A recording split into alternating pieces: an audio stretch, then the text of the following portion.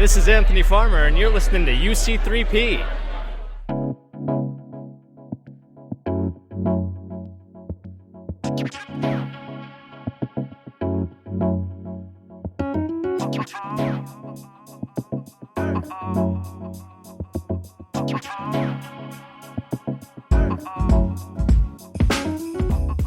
Welcome to UC3P, the University of Chicago Public Policy Podcasts. My name is David Raban, and I'm the production manager for this podcast, what we call the main page. Today, we're really excited to start off our newest season with a timely interview. We're speaking with Minnesota State Attorney General Keith Ellison. Attorney General Ellison won his statewide election in 2018. Before that, he was Congressman Ellison, having served in the United States House of Representatives since January 2007. He's a trailblazer who has the distinction of being the first Muslim person elected to the United States Congress. In his current role, he's both the first African American elected to statewide office in Minnesota, as well as the first Muslim person to win statewide office in the entire United States. We spoke with the Attorney General last week on a number of topics. These included impeachment, the health of Senator Bernie Sanders, the crisis around vaping, and a piece of legislation titled the No Ban Act. Before we get into the interview, we wanted to let you know that we edited this interview down for length. In addition, for the sake of clarity, we moved the segment on vaping to an earlier part of the interview and the discussion of the No Ban Act later. Normally, we don't move things around in our interviews. However, in this specific case, we thought it made sense, and we wanted to let you know that. Now, without further ado, here is Minnesota State Attorney General Keith Ellison. Hey UC3P listeners, my name is David Raban, and we have the great fortune of being with Keith Ellison, Attorney General for the state of Minnesota. Attorney General Ellison, thank you so much for being with us today. Hey, thanks for having me. Glad to be on. Now, before I get into all the questions I want to ask you, I first have to ask a few things about the news of the day. At the time of this recording, we're a couple weeks into these revelations about President Trump's calls with the president of Ukraine, where he asked for an investigation into former Vice President Joe Biden. You've already come out in favor of impeaching President Trump. I saw a very good tweet from you. Why is now the right time for impeachment? Well, in my opinion, it's been the right time. When I was a member of Congress, Representative Al Green from Texas forced a vote, and I voted in favor of it then. I haven't been a vocal supporter of impeachment, but I do believe that he long ago has violated the Emoluments Clause. I think that it's outrageous to try to engage a foreign power to help you win an election. I believe he did do that in 2016, and he's doing it now for 2020. And so I just think that it's warranted.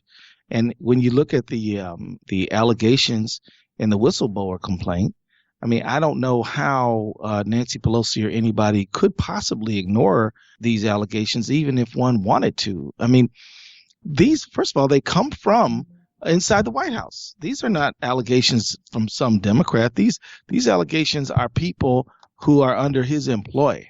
And the statutes are properly cited, and the law has been followed. And I think that proceedings are well in order. Well, the Democratic primary for 2020 is already well underway, and the next debate is coming up in a week. What message do you have for candidates who've not already called for impeachment or an impeachment inquiry? I just say ignore election outcomes. Don't worry about whether it's good politics or not. Worry about whether or not the president has committed high crimes and misdemeanors. Ask yourself, is it okay do we want it to be the policy of the United States that elected officials are constantly calling all over the world to help them win elections in their local communities? Should our city council ask Canada to help them beat their opponents? Should the president, would it be okay if Hillary Clinton did it or Barack Obama did it? And if the answer to that is no, then move forward without regard to what the outcomes are, because, Trump's base is so solidly behind him. They're not going to change. Do it for the sake of the republic, not because not because of what potential outcomes might occur in terms of the election. I also want to ask about your colleague, Senator Bernie Sanders. Everybody who's kept up with your career knows that you and the senator are not just ideologically close, but also friends. Last week, he suffered a heart attack while on the campaign trail. This podcast episode will come out after the upcoming debate on October 15, but I wanted to ask if you had gotten a chance to speak with Senator Sanders. Yeah, Bernie and I checked in. He's doing fine. I mean, he's excited. He's ready to go. He's released some policy positions on campaign finance. He's the Bernie I know, and actually, I think he handled this thing in a very responsible way. He wasn't feeling that great, so we checked in. And by the way, Bernie, I've campaigned with Bernie. Bernie might do 6-10 events a day. Bernie is tireless. There's people who do a whole lot less than Bernie does. So I think that Bernie is in great shape. He's the same guy I've grown to know and appreciate so much, and I expect he's going to continue to do well. And what I've said all along is nobody really knows what the outcome of the 2020 election is going to be. I hope Bernie wins, but nobody really knows if they're going to be perfectly honest. But Bernie, no doubt, has shaped this Democratic primary and will continue to shape this election no matter what role he continues to play. People are up on stage debating, do you like single-payer Medicare for all or do you not? Or what aspect or what version do you like? I mean, they are debating ideas he has set on the political table. And not only that, free college, everything. And Bernie has made the agenda of working class prosperity central in this debate. Even people who are, in my humble opinion, fairly conservative have to sort of get up and talk about what they're going to do for the working men and women of the United States. I mean, they're contending over who's going to have a better labor record, who's going to be a better friend to the consumer. And it's all because of the debate of the issues that Bernie has stood on his entire political career. Attorney General Ellison, I'd like to discuss all the news now that's happening around the topic of vaping. In the past few months, there appears to be a public health epidemic where people who have vaped are being hospitalized. In some cases, people have died, including in your state of Minnesota. According to news reports, some of these cases are being linked to people who are vaping marijuana products, but others don't have that link at all. I wanted to ask a two-part question. First, is your office responding to this issue? And second, if it is, what steps are you taking to make sure that these products are not putting people in the hospital or even killing them? Yes, we are responding. We're investigating this right now. We are contemplating what action we might take. At this point, I'm not ready to make an announcement of any kind, but I can assure the public that this is an urgent concern to me. And we are preparing to take the appropriate action. That's pretty much all I can disclose at this point. But I will add that what we're doing to protect the public is we're working with the health department. We're working with the Department of Human Services in the state of Minnesota. We're staying in touch with the governor. I've used my own personal social media accounts to discourage people from vaping and made it very clear that, people may or may not argue that vaping is safer than cigarettes, but that doesn't mean it is safe, period. And in fact, there's all the reason to believe that it's quite dangerous, addictive. It's actually, I think the products, many of them are designed to hook in kids. And I'm very concerned about this phenomenon. The issue has been receiving a lot of national attention as well. I know Congressman Raja Krishnamurthy, a Democrat from Illinois, he's the chair of the relevant subcommittee, and he recently held a multi-day hearing on the topic. I watched the recording, and I have to say it kind of seemed like the Republicans were coalescing around supporting vaping companies and that the Democrats were doing the opposite. I was just wondering if you saw this turning into a left-right issue on the state level in Minnesota as well. Not yet. I mean, I think we've seen a number of Republicans express concern. Of course, it's all a matter of the rubber hitting the road. I would not want to be, just from a political standpoint in terms of like votes and such, I wouldn't want to be somebody asking the public to vote for me when I am voting to endanger the public health. It's just, not only is it wrong and immoral, but it's actually bad politics. So I haven't talked to any parents of people between the ages of, say, 9 and 20 who think vaping is such a great thing. Many of them have expressed concern to me and have told me that they are quite worried because so many young people in their lives and so many of their friends' children and maybe even their own children are exploring this vaping thing. The point is, it's not safe. It's unproven. And if the evidence we have so far is any indication, it's dangerous. So I would urge people not to do it. And, the Minnesota Attorney General is, the vaping companies have our attention, and we're going to take appropriate action at the appropriate time. With that, let's take a quick break, and we'll be back with Minnesota State Attorney General Keith Ellison. Don't go away.